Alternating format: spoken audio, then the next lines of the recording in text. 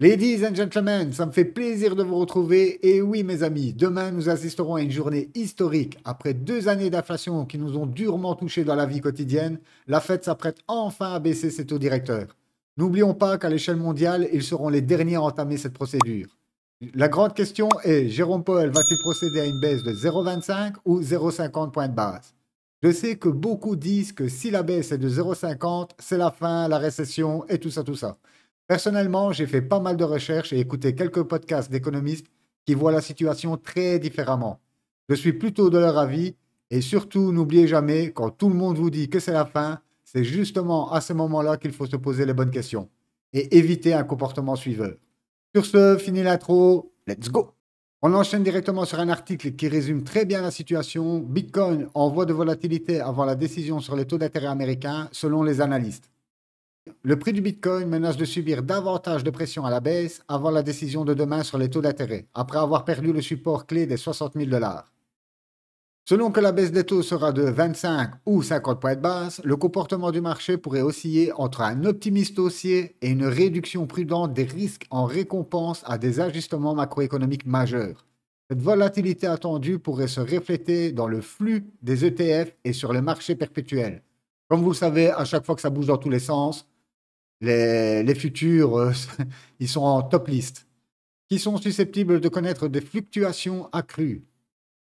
De plus en plus d'analystes s'entendent à une cassure du Bitcoin en octobre, qui pourrait être catalysée par la baisse des taux d'intérêt de la Fed.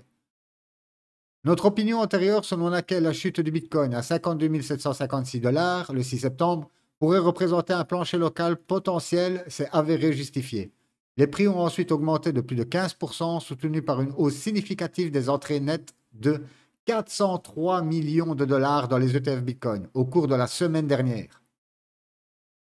Selon les dernières données de l'outil CME FeedWatch, la probabilité d'une baisse des taux de 0,25 points de base, enfin de 25 points de base, s'élève actuellement à 33%, tandis que la probabilité d'une baisse des taux de 50 points de base est de 67%. Donc vous voyez qu'une majorité, on parle ici d'un jumbo cut, hein, donc vraiment d'une double coupe des taux en une séance. Après, voilà, c'est sur ça que je veux en venir.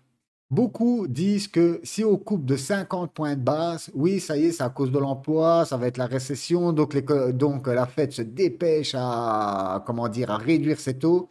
Et comme je vous l'ai dit dans l'intro, moi j'ai écouté quelques podcasts et beaucoup d'économistes pensent que, en fait, le chiffre de l'inflation que nous avons eu la semaine passée est faussé. Car l'inflation réelle est déjà bien en dessous des 2%. Alors voilà pourquoi ces analystes-là pensent que Jérôme Powell est, quand je vous parle d'analyste, en fait, c'est l'ancien président de la Fed. Ce sont les mots de l'ancien président de la Fed. Et lui dit que, en fait, comme l'inflation réelle est déjà en dessous de 2%, voilà, c'est ce qui pourrait motiver Jérôme Powell à couper de 50 points de base. Et en aucun cas, ce serait dû au chômage ou à une future récession. Il a encore répété que l'économie américaine en ce moment était very strong. Donc, on va le croire, hein, si c'est very strong. Ok, sur ce, l'inflation sous-jacente est légèrement plus... Et regardez, on le reporte encore ici, l'inflation sous-jacente est légèrement plus forte. Or que beaucoup d'économistes pensent l'inverse, que les chiffres qu'on nous balance aujourd'hui sur, que ce soit sur le CPI et tout ça, que honnêtement, ils sont nettement plus hauts que ce qu'il est en réalité. Et c'est vrai que si vous allez sur, on va regarder sur Trueflation, Trueflation, boom.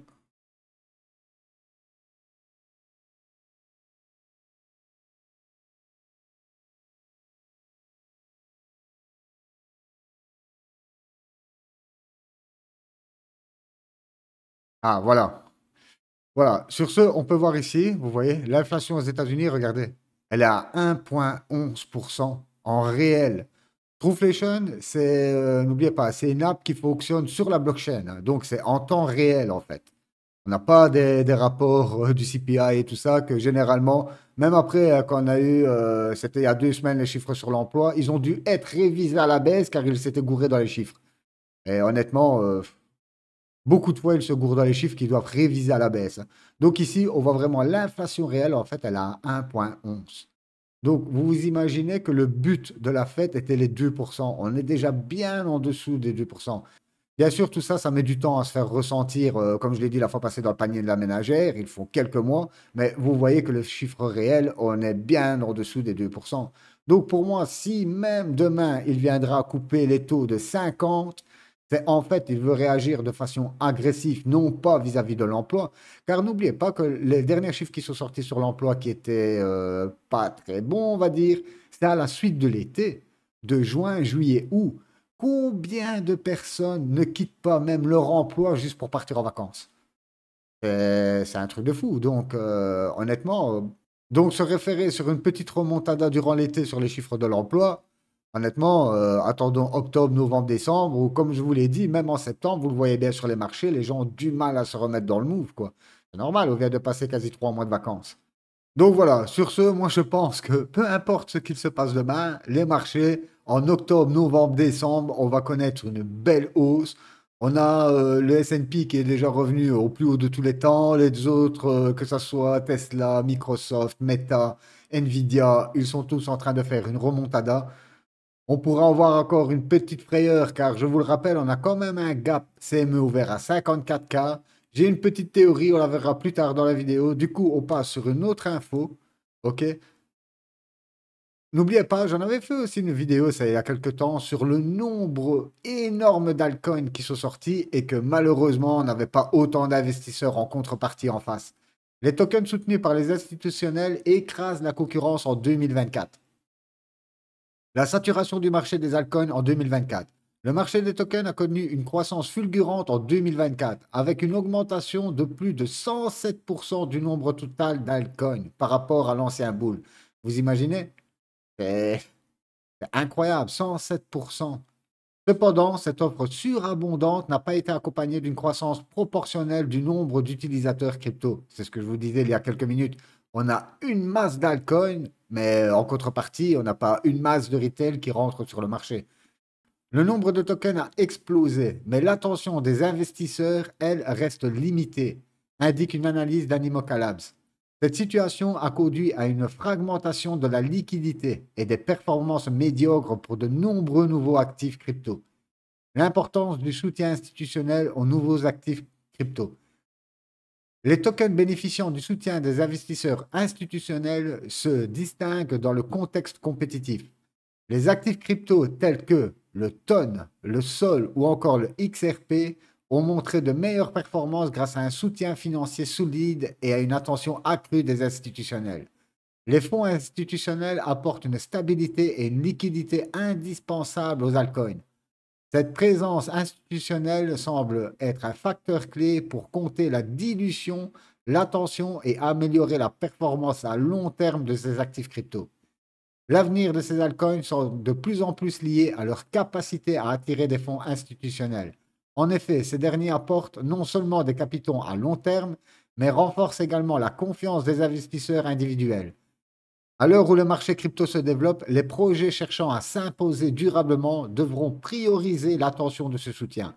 De plus, la participation institutionnelle pourrait être la clé pour rééquilibrer un marché où l'offre dépasse largement la demande. Donc, je ne sais pas ce que vous en pensez. Dites-moi dans les commentaires, mais en tout cas, moi, je sais qu'aujourd'hui, c'est incroyable. Et là, on parle que des altcoins. On ne parle pas que. N'oubliez pas, les mêmes coins, c'est plus de 20 000 par jour. Donc, vous imaginez, trouver une pépite là-dedans, c'est extrêmement compliqué. Donc, voilà, depuis plusieurs semaines, voire plusieurs mois, je vous dis à chaque fois, dans les mêmes coins, choisissez le number one et pourquoi pas un autre plus risqué. Et c'est pareil pour les alts. Les alts, dans toutes les narratives qu'on connaît aujourd'hui qui a explosé, que ce soit les mêmes coins, l'IA, le reward asset, le gaming, le dépine, honnêtement, autant choisir un leader et pourquoi pas un ou deux acteurs, on va dire, un peu plus risqués. Mais bon, voilà, si maintenant vous mettez tout votre pognon dans des trucs super risqués, ben, ne vous étonnez pas que en fait, ça ne pumpe jamais. Vaut mieux aller où il y a la masse que se retrouver tout seul à vouloir avoir raison ou ouais, j'ai trouvé un super projet et tout ça, tout ça. Vous savez que honnêtement, au fond de vous, c'est du vent. En fait, on se rattache à ces espoirs-là pour faire des gains énormes. Mais la vérité, c'est que, comme vous l'avez vu, le tonne, tout le monde disait, ouais, le tonne, c'est mort et tout ça parce que Pavel s'est fait arrêter. Pourtant, l'application est purement décentralisée. Ok, aujourd'hui, c'est une application open source. Donc, même si Pavel croupissait dans une prison pendant 50 ans, honnêtement, le projet Telegram, voilà, c'est l'application aujourd'hui la plus utilisée au monde, la plus cryptée. Et c'est pas près de mourir, les gars. C'est pas près de mourir. Au contraire, on a vu un excellent rebond du tonne. D'ailleurs, j'attends encore pour recharger. J'attends qu'il baisse, mais il ne baisse pas. Donc, je pense que tant pis, voilà, je vais recharger. Là, il est à 5,5, je crois. Et voilà. Sur ce, on passe sur le retour du Bitcoin, car je vous le rappelle, regardez en Q4. Honnêtement, regardez ça. C'est là où on affiche les plus grosses performances, ok, par rapport à toute l'année, en fait. C'est là où tout se joue. Et plus précisément, en octobre, novembre, décembre, regardez octobre. Octobre, novembre, honnêtement, c'est les 2 mois les plus green sur le marché crypto. Voilà pourquoi, je vous l'avais dit il y a quelques temps de ça. Pour moi, septembre, voilà, ça reste le mois le plus pourri. On le sait, ok? C'est quasiment la dernière chance pour envoyer quelques cartouches. Car après, croyez-moi que ça va être très compliqué de rentrer car les retracements seront de plus en plus rares. Et vous allez voir, quand ça va péter fort. Moi, je me remets plus ou moins, allez, à l'époque où on était aux 22 25 000 $ et ensuite ça a pété jusqu'à la TH. C'était très compliqué de rentrer car vous le savez aujourd'hui, les corrections étaient tellement minimes et fugaces. On avait une correction de 18% en 5-6 jours et boum, ça repart à la hausse. Donc autant préparer le terrain aujourd'hui. Là, il nous reste encore 15 jours, ok, pour en profiter. Et ensuite, il faudra laisser le tapis rouge se dérouler. Sur ce, on passe directement au Crypto Fear and Greed. Et oui, toujours important, on avait vu que la semaine passée, même pas ce week-end, on était revenu dans le neutral. Là, on repasse directement à la peur. Normal, demain, c'est une grosse journée historique, comme je vous l'ai dit. On a aussi des inquiétudes voilà, sur le pourcentage de la coupe. Mais bon, si on regarde le VIX, regardez le VIX. En fait, si on devait vraiment s'inquiéter, je pense que le VIX aurait déjà commencé à rebondir. Regardez la dernière fois qu'on avait bien rebondi là, avec le carry trade, ça s'est fait on était le 23 juillet et regardez en même pas quelques jours, boum boum boum, ça s'enchaînait. Regardez aujourd'hui, c'est plat, c'est mort, on a l'air de repartir à la cave. Qu'est-ce que nous avons aussi? Le dollar, on avait vu ensemble, super ici double top. Et voilà, on va aller rechercher, comme je vous l'ai dit dimanche, pour moi, les 99 points. Sans souci. Du coup, l'euro, boum, il repart à la hausse. On avait vu ça aussi ensemble, ok? Je vous avais dit qu'on allait revenir au contact de la boxe. Et puis, boum, décoller. Bah, apparemment, il décolle tout de suite. Il ne revient même pas sur le bas de la boxe. Vous voyez, des fois, c'est tout des petits pièges ainsi qui peuvent vous rendre dedans. Là, bien sûr, on parle de l'euro, mais dans les cryptos, c'est souvent comme ça. On a tellement de zones clés que tout le monde voit que voilà, la meilleure façon, pardon, de piéger les gens, c'est de ne pas venir au contact de ces objectifs clés et de repartir tout de suite. Voilà comment on peut mettre un tas de gens dans l'embarras. Donc voilà, vous voyez très bien qu'au niveau de l'euro, d'ailleurs, moi ici, je vais recharger, j'ai une dernière poche en euros, je vais les transférer en USDT. J'attends encore un jour ou deux et puis voilà, et comme ça, je vais pouvoir envoyer mes dernières cartouches sur quelques projets et après, c'est fini, basta. Je serai là en tant qu'observateur. Sur ce, on passe directement au CME. Et oui, regardez, nous avons toujours notre gap ici qui est ouvert. D'ailleurs, on va le prolonger un peu. Ok, on a eu un très bon rebond. Je vous avais dit, faites attention du week-end. Ok, on était ici. Je vous avais dit, faites attention, même si on va au 61, 62K. En fait, pourquoi je parlais des 61 à 62K? Je pensais qu'on allait venir dans le rebond ici. Je pensais qu'on allait venir chercher cette mèche. Mais ce n'a pas été le cas. Et si vous regardez bien, ok, hop, si on reprend, hop, donc le dernier petit dump que nous avons eu. Regardez, on vient pile sur les 61,8. On peut encore aller gratter, pourquoi pas ici, ou bien même s'offrir le luxe pour vraiment piéger beaucoup, beaucoup de personnes. On remonte ici, on vient chercher cette liquidité pour ensuite aller chercher le gap. C'est un des scénarios, ou alors on a juste fait notre rebond au 61,8 pour se faire rejeter et enfin aller chercher ce gap. N'oubliez pas que ici, il y a des milliards de liquidités en position ici à aller chercher. Je crois que c'est plus ou moins dans toute cette zone ici, il y a plus ou moins 2 à 3 milliards. Donc croyez-moi que le marché, comme vous le savez, il adore aller chasser la liquidité. Donc voilà le petit scénario que je joue. Sur ce, qu'est-ce qu'on peut passer aussi? On avait... Ah ouais, voilà. On a bien sûr les stables. Et donc ici, vous avez la charte de tous les stablecoins, ok? Et comme on l'a vu il y a quelques semaines, regardez, ça suit exactement. On dirait qu'on a fait pareil avec la Bitcoin dominance.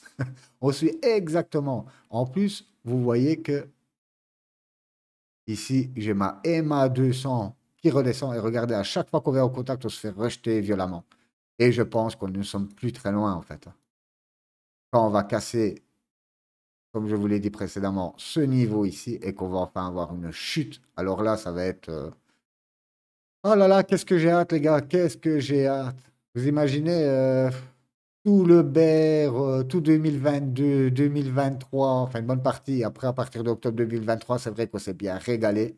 Mais honnêtement, la prochaine fois, un des adages que je prendrai un peu plus au sérieux, c'est le sell in May.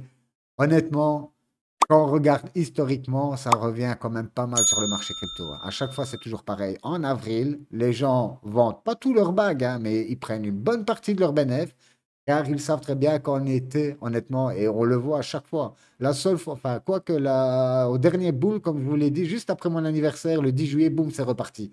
Mais avant ça, quand on regardait mai, juin, juillet, voilà, c'était la méchante correction, hein. Je pense que je regarderai deux fois prendre bien plus de bénéfices au mois d'avril. Et n'oubliez pas que c'est pareil, dans un an, au mois d'avril, on aura tout à fait la même situation. Et en plus que là, je pense qu'on va arriver sur des tops de marché. Donc honnêtement, le prochain mois d'avril, c'est là où je sortirai, je pense, une grosse partie de mes bagues. Et voilà, ladies and gentlemen, nous arrivons à la fin de la vidéo. Cette fois, j'ai bien fait attention au timing, ok? Car la dernière fois, une vidéo de 45 minutes, c'est vrai que c'était légèrement abusé. Mais on avait tellement de choses à se dire. Donc voilà, si vous avez la moindre question, n'hésitez pas à partager ça dans les commentaires. Et pareil, si vous vous sentez un petit peu seul, si vous ne savez pas trop quoi faire, rejoignez le groupe Telegram. Les gars, je n'arrête pas de le dire, mais c'est 10 euros par mois. Honnêtement, c'est que dalle. Sans compter qu'après un mois ou deux, j'offre déjà des abonnements d'un mois. Donc, honnêtement, former une bonne communauté, avoir plusieurs avis, comme je le dis toujours, vaut mieux avoir plusieurs esprits qu'un seul, ok? Sur ce, moi je vous souhaite une excellente journée ou soirée, peu importe où vous êtes. Bye bye.